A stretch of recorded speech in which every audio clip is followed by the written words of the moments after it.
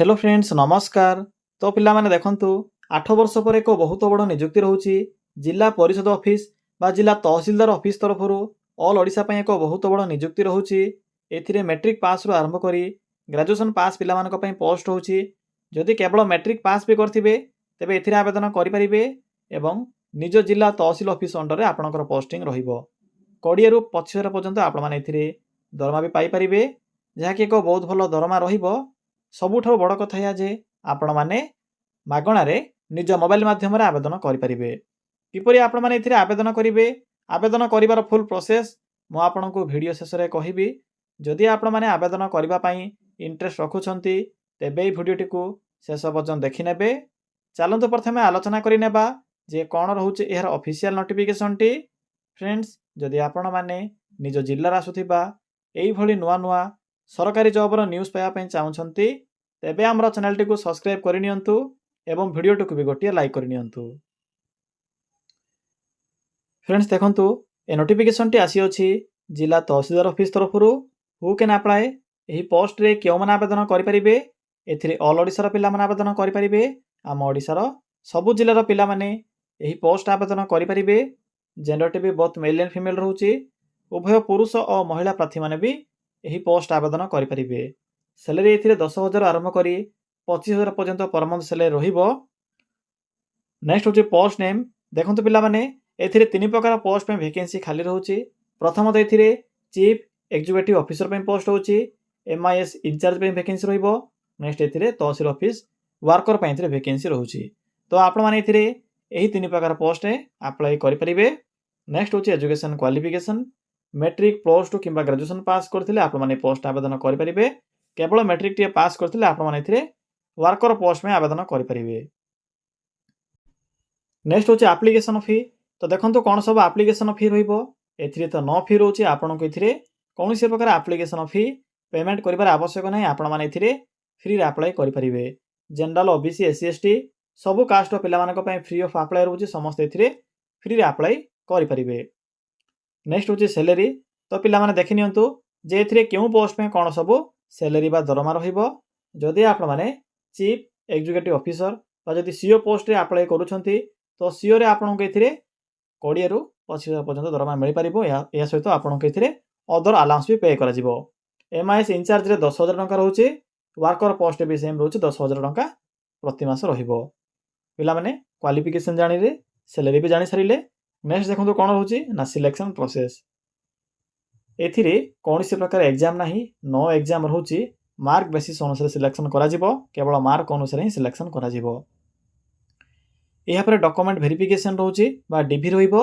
तो एही प्रोसेस द्वारा सिलेक्शन पाई परिबे। तो पिला माने जदि सिलेक्शन पाइबे तो निज जिल्ला भितर पोस्टिंग रहउची। एप्लीकेशन फी तो किछि भी नाही, केवल मैट्रिक टी पास करथिले आवेदन करि परिबे। तो जदि आपनकर क्वालिफिकेशन थिबो तो निश्चित रूपे ट्राई करिवे। देखंतु एज लिमिट एथिरे स्किप कर देछि। एज आपनकर रहउची 18 रु मिनिमम 30 वर्ष होथिले आपण माने पोस्ट आवेदन करि परिबे। बाकी जो अदर पोस्ट होची जेपर कि सीईओ एमआईएस इंचार्ज एही पोस्ट में 18 रु 40 वर्ष बयस रहिबो। एवं जो रहिछि वर्कर पोस्ट 18 रु 30 वर्ष बयस रहिबो। तो पिला माने एही सब योग्यता थिले आपण माने एही तहसीलदार ऑफिस अंडर आसीथिबा पोस्ट गुडी कर आवेदन करि परिबे। फ्रेंड्स नेक्स्ट होची इंपोर्टेंट डॉक्यूमेंट। तो देखंतु कोन सब डॉक्यूमेंट आवश्यक पड़िबो। जेहेतु एहा को ऑनलाइन प्रोसेस तेनु अप्लाई कला समय एही समस्त डॉक्यूमेंट रो पीडीएफ फॉर्मेट आवश्यक पड़िबो। प्रथमत रहउची ऑल क्वालिफिकेशन रो सर्टिफिकेट एवं तार मार्कशीट, फोटो, रेसिडेंट सर्टिफिकेट नथिले भी चलिबो। कास्ट सर्टिफिकेट आवश्यक पड़िबो। एससी एसटी ओबीसी पीडब्ल्यूडी एही कैटेगरी पिला मानक पई। बाकी जो रहउची जनरल मानक पई किछि भी कास्ट सर्टिफिकेट आवश्यक नाही। नेक्स्ट होची आधार कार्ड। तो पिला माने एही समस्त डॉक्यूमेंट आवश्यक पड़िबो जेते बेले आपण माने एथिरे आवेदन करिवे। बस एतिकी डॉक्यूमेंट एथिरे मेंशन अछि। नेक्स्ट होची एप्लीकेशन मोड। पिला माने एथिरे ऑनलाइन प्रोसेस रहउची। निज मोबाइल रे भी पोस्ट आवेदन करि परिबे। निज घरे बसी मागणा रे मोबाइल सहायता रे अप्लाई करि परिबे। डेट देखंतु अप्लाई करबा डेट भी स्टार्ट होई सारिछ ऑलरेडी। तो चलंतु एबे आलोचना करिबा जे आपण माने किपरि एथिरे निज मोबाइल माध्यम रे आवेदन करिवे। आवेदन करिवार फुल प्रोसेस टी आपण केबे कहिबे। फ्रेंड्स एथिरे किपरि अप्लाई करिवे देखंतु अप्लाई करिवा पई सिंपली आपण माने निज मोबाइल फोन रे थिबा एही गूगल टी को ओपन करिवे। ओपन करि सारिला परे आपणक सम्मुख रे एक सर्च बॉक्स रो ऑप्शन टी शो हेबो। एथिरे क्लिक करि सिंपली सर्च करिवे। कोन सर्च करिवे सिंपली टाइप करिवे ओडिशा देन स्पेस लिखिबे GOVT, देन स्पेस लिखिबे जॉब, देन लिखिबे डॉट इन।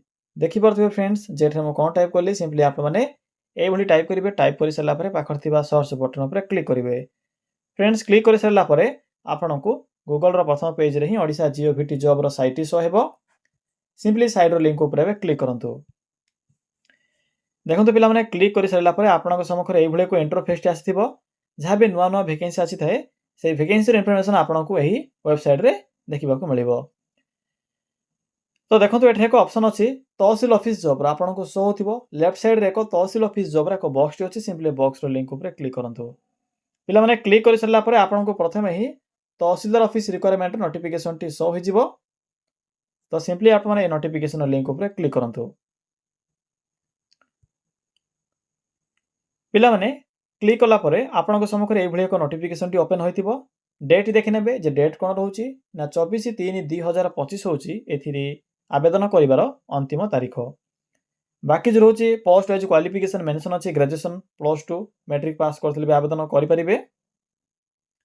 सैलरी विषय कहि सारिछि। सिलेक्शन प्रोसेस विषय भी इंफॉर्मेशन प्रोवाइड करि सारिछि। एप्लीकेशन फी तो समस्त को पे फ्री ऑफ कॉस्ट होउची। समस्त एथिरे फ्री रे अप्लाई करि परिबे। एबे रहिला अप्लाई रो प्रोसेस। देखंतु पिला माने पीडीएफ लिंक 1 अछि, पीडीएफ लिंक 2 अछि। लिंक 1 रे आपण माने सीईओ बा चीफ एग्जीक्यूटिव ऑफिसर सहित एमआईएस इंचार्ज रे आवेदन करि परिबे। लिंक 2 रे आपनको वर्कर पोस्ट रो इंफॉर्मेशन मिलि जिवो। मो आपनको लिंक 1 विषय कहि दोची। लिंक 2 रे भी सेम प्रोसेस रहउची। सेम प्रोसेस को फॉलो करी अप्लाई करि परिबे। तो प्रथमे लिंक 1 ऊपर क्लिक करंतु।